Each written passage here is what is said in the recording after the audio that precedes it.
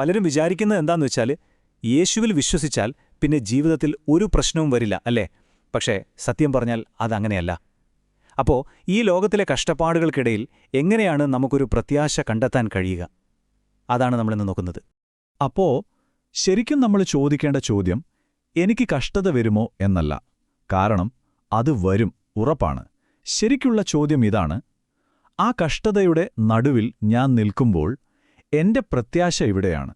നമ്മൾ ഓരോരുത്തരും നമ്മളോട് തന്നെ ചോദിക്കേണ്ട ഒരു ചോദ്യമാണിത്. ഇതിനെക്കുറിച്ചാണ് നമ്മൾ ആഴത്തിൽ ചിന്തിക്കാൻ പോകുന്നത്. ഒരു കാര്യം നമ്മൾ മനസ്സിലാക്കണം: ഈ കഷ്ടപ്പാടെന്ന് പറയുന്നത് ആർക്കെങ്കിലും മാത്രമുള്ള ഒന്നല്ല. അതെല്ലാവർക്കും ഉള്ളതാണ്. നമ്മൾ മനുഷ്യരാണെങ്കിൽ അത് നമ്മുടെ ജീവിതത്തിൻ്റെ ഒരു ഭാഗമാണ്. ഒരു വിശ്വാസിയാണെന്ന് കരുതി ഇതിൽ നിന്നൊരു ഒഴിവും കിട്ടില്ല. സത്യം പറഞ്ഞാൽ അതൊക്കെ നമ്മൾ പ്രതീക്ഷിക്കേണ്ട ഒന്നു തന്നെയാണ്. യേശു തന്നെ ഇത് വളരെ ക്ലിയർ ആയിട്ട് പറഞ്ഞിട്ടുണ്ട്, അല്ലേ? യോഹന്നാൻ 16:33 പറയുന്നത് ലോകത്തിൽ നിങ്ങൾക്ക് കഷ്ടതയുണ്ടാകും എന്നാണ്. ഇതൊരു തരം മുന്നറിയിപ്പാണ്. ജീവിതം എപ്പോഴും പൂമെത്തയായിരിക്കുമെന്നൊന്നും ആരും വാക്ക് തന്നിട്ടില്ല. പകരം പ്രശ്നങ്ങളുണ്ടാകും എന്ന് തന്നെയാണ് ഉറപ്പിച്ചു പറയുന്നത്. ഇനി നോക്കൂ, ബൈബിളിലെ വലിയ വിശ്വാസവീരന്മാരില്ലേ, അവരുടെയൊക്കെ ജീവിതമൊന്ന് എടുത്തു നോക്കിക്കേ. യോസേഫ് ഒരു തെറ്റും ചെയ്യാതെ ജയിലിൽ കിടന്നു. ദാവീദ് രാജാവ് വർഷങ്ങളോളം സ്വന്തം നാട്ടിൽ നിന്ന് ഓടി നടക്കേണ്ടി വന്നു. പൗലോസ് അപ്പസ്തലന്റെ കാര്യം പറയുകയേ വേണ്ട, ജീവിതത്തിന്റെ വലിയൊരു ഭാഗവും ജയിലിലായിരുന്നു. അവസാനം യേശുവിനെ നോക്കൂ, ക്രൂശിലെ ആ ഭീകരമായ വേദന. അപ്പോൾ ഇതിൽ നിന്നൊക്കെ നമുക്കെന്തു മനസ്സിലാക്കാം? കഷ്ടത വരുന്നത് ദൈവം നമ്മോടൊപ്പം ഇല്ലാത്തതുകൊണ്ടല്ല, അതൊരടയാളമേ അല്ല. അപ്പോൾ സ്വാഭാവികമായും ഒരു ചോദ്യം വരും: ഈ കഷ്ടതകൾക്കൊക്കെ എന്തെങ്കിലും ഒരു ഉദ്ദേശമുണ്ടോ? എന്തിനാ ദൈവം ഇതൊക്കെ അനുവദിക്കുന്നത്? വെറുതെ നമ്മളെ വേദനിപ്പിക്കാനാണോ? നമുക്ക് നോക്കാം, ഈ വേദനയ്ക്ക് പിന്നിൽ ശരിക്കും എന്തെങ്കിലും ഒരു പ്ലാൻ ഉണ്ടോ എന്ന്. റോമർ 5 ഈ വാക്യം ശരിക്കും കാര്യങ്ങളെ മാറ്റിമറിക്കുന്ന ഒന്നാണ്. എന്താണെന്ന് വെച്ചാൽ, കഷ്ടതകൾ വെറുതെ സംഭവിക്കുന്ന ഒന്നല്ല. അതൊരു പ്രോസസ്സിൻ്റെ, ഒരു പ്രക്രിയയുടെ തുടക്കമാണ്.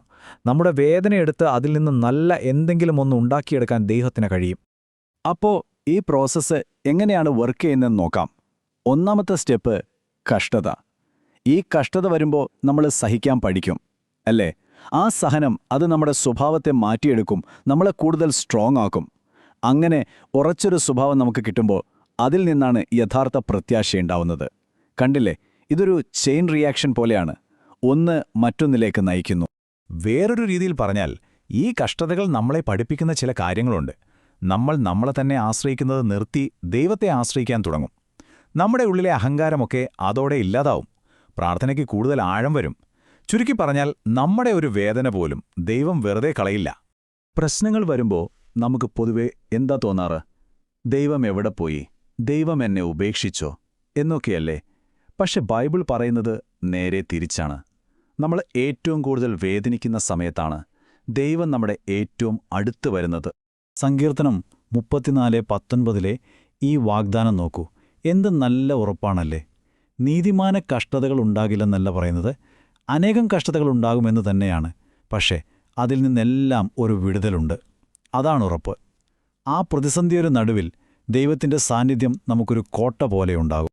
നമ്മളെല്ലാവരും ചോദിക്കുന്നൊരു ചോദ്യമാണ്: എന്തിനെനിക്കിത് സംഭവിച്ചു? അതൊരു സ്വാഭാവികമായ ചോദ്യമാണ്. പക്ഷെ ദൈവം പറയുന്നത്, ആ എന്തിന് എന്ന ചോദ്യത്തിൽ കുടുങ്ങിക്കിടക്കാതെ ഞാൻ നിന്നോട് കൂടെയുണ്ട് എന്ന സത്യത്തിൽ വിശ്വസിക്കാനാണ്. നമ്മുടെ ഫോക്കസ് മാറ്റാനുള്ള ഒരു ക്ഷണമാണത്. ഈയൊരാശയം ഒന്നുകൂടി വ്യക്തമാക്കാൻ ഞാനൊരു ചെറിയ ഉദാഹരണം പറയാം. ഒന്ന് ആലോചിച്ചു നോക്കൂ. ഒരു ചെറിയ കുട്ടിക്ക് അസുഖമാണ്. അമ്മ അവനെ ഡോക്ടറുടെ അടുത്തേക്ക് കൊണ്ടുപോകുന്നു. ഡോക്ടർ പറയുന്നു ഒരു ഇഞ്ചക്ഷൻ എടുക്കണമെന്ന്. അപ്പോൾ ആ ഇഞ്ചക്ഷൻ എടുക്കുമ്പോഴെങ്ങനെ ഉണ്ടാവും? ആ സൂചി ദേഹത്ത് കയറുമ്പോൾ കുട്ടിക്ക് നന്നായി വേദനിക്കും, അവൻ ഉറക്കെ കരയും, അല്ലേ? പക്ഷേ ആ വേദനയുടെ സമയത്തുടനീളം ആ അമ്മ ആ കുട്ടിയുടെ കയ്യിൽ മുറുകെ പിടിക്കുന്നുണ്ടാവും.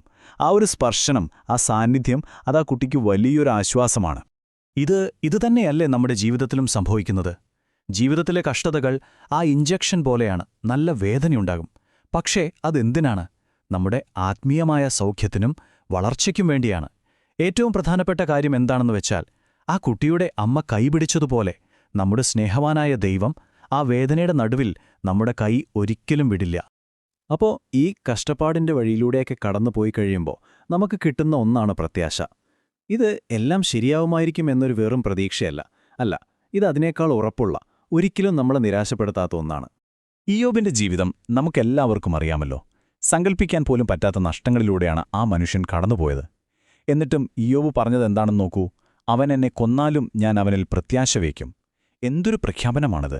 സാഹചര്യങ്ങൾ എത്ര മോശമായാലും എന്റെ പ്രത്യാശ ദൈവത്തിൽ ഉറച്ചതാണെന്ന് പറയുകയാണ്. അതാണ് കഷ്ടതയിൽ നിന്ന് രൂപപ്പെടുന്ന പ്രത്യാശയുടെ പവർ. ഇവിടെ നമ്മൾ തെറ്റിദ്ധരിക്കാൻ പാടില്ലാത്തൊരു കാര്യമുണ്ട്. പ്രത്യാശയുണ്ടെന്ന് പറഞ്ഞാൽ പിന്നെ സങ്കടം വരില്ല, കരച്ചിൽ വരില്ല എന്നൊന്നും അർത്ഥമില്ല. വേദനയൊക്കെ ഉണ്ടാവും, നമ്മൾ കരയും. പക്ഷേ ആ കണ്ണുനീരിന് ഒരർത്ഥമുണ്ടാവും. നമ്മുടെ ഒരു തുള്ളി കണ്ണുനീർ പോലും വെറുതെ ആകില്ല എന്നുള്ള ഉറപ്പാണ് യഥാർത്ഥ പ്രത്യാശ. ഓക്കെ, അപ്പോൾ നമുക്കിനി അവസാന ഭാഗത്തേക്ക് വരാം. എല്ലാ കഷ്ടതകൾക്കും മുകളിൽ നിൽക്കുന്ന, എല്ലാറ്റിനെയും അതിജീവിക്കുന്ന ഒരു വലിയ വാഗ്ദാനമുണ്ട്. ഒരുപക്ഷേ ഇത് കേട്ടുകൊണ്ടിരിക്കുന്ന നിങ്ങളിൽ ആരെങ്കിലും വലിയ കഠിനമായ അവസ്ഥകളിലൂടെ ആയിരിക്കാം ഇപ്പോൾ കടന്നുപോകുന്നത്. എങ്കിൽ ഇത് നിങ്ങൾക്കുള്ളതാണ്. ഓർക്കുക, നിങ്ങളുടെ ഇപ്പോഴത്തെ ഈ അവസ്ഥയല്ല നിങ്ങളുടെ കഥയുടെ അവസാനം. ഇത് അവസാന വാക്കല്ല. ദൈവം നിങ്ങളെ മറന്നിട്ടില്ല. എല്ലാ കഷ്ടതകൾക്കും മുകളിൽ മുഴങ്ങുന്ന ആ വിജയത്തിന്റെ വാക്കുകളോടെ നമുക്ക് നിർത്താം. യേശു പറഞ്ഞതോർക്കുക, ധൈര്യമായിരിക്കൂ, ഞാൻ ലോകത്തെ ജയിച്ചിരിക്കുന്നു.